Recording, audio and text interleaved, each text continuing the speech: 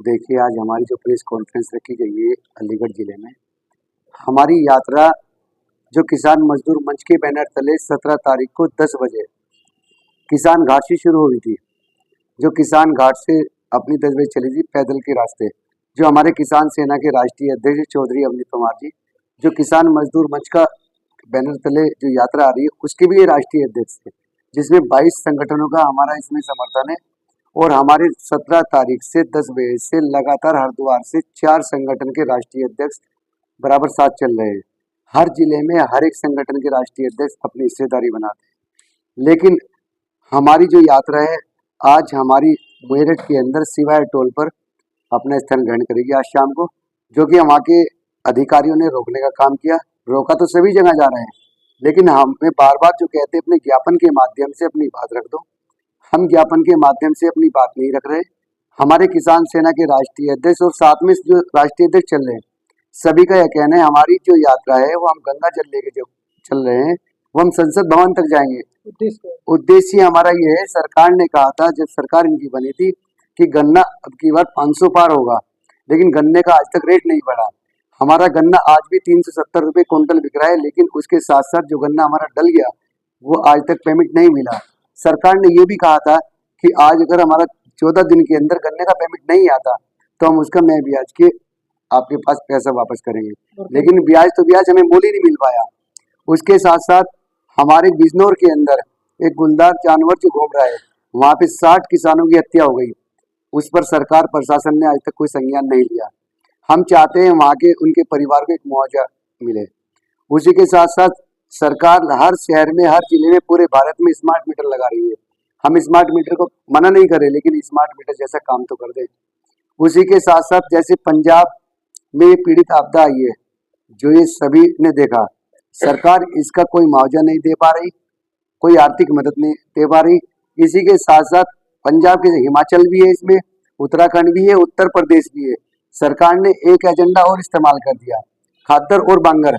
आप खादर को तो मुआवजा देने की बात कर रहे हैं, लेकिन सॉरी बांगर को, लेकिन इसमें खादर क्यों नहीं जोड़ा? हम चाहते हैं जिसकी खसरा खतौनी है, जिनकी फसलें खराब हो गई, जिनके घर नष्ट हो गए, उनको जो है ना घर दिलाने का काम किया जाए।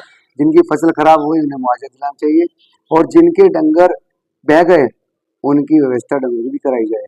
हर एक घर को उनकी खसरा खतौनी देख के 5 लाख रुपए की उन्हें मुआवजा मदद मिलनी चाहिए, बिना ब्याज के किसी मदद की। ये हमारी सब यात्रा, इसमें सब हमारे ज्ञापन के माध्यम से सब लिखी जा रही है, जो हम संसद भवन में जाएंगे। 25 तारीख को हम दिल्ली कूच करेंगे, 24 तारीख से हम गाजियाबाद निकलेंगे। हमारी यात्रा 24 तारीख में गाजियाबाद से दिल्ली के लिए कूच करेगी, गाजीपुर बॉर्डर से। किस संगठन का सहयोग? इसमें हमारे किसान सेना के राष्ट्रीय अध्यक्ष मुख्य अतिथि हैं, जो उनकी सदस्यता में ये यात्रा आ रही है।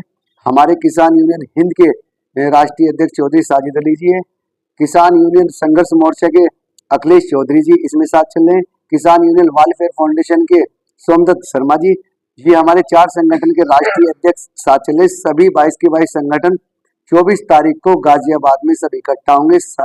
इस यात्रा पे हर एक प्रदेश की और पूरे भारत के किसान की नजर इस यात्रा पे।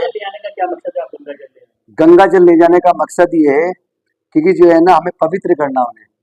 सरकार ने कहा था कि हमारी सरकार है कि हम गन्ने का भाव 500 पार करेंगे, उनके जुमलेबाजी। हम गंगा जल इसलिए लेके जा रहे हैं, गंगा जल उनके हाथ में रख के कहेंगे, गंगा जल की कसम खा के कहिए कि आप 500 पार कर रहे हो या नहीं कर रहे हो, नहीं तो आप ये जुमले के इस्तेमाल कर रहे हैं। गंगा जल ले जाने का उद्देश्य ये है।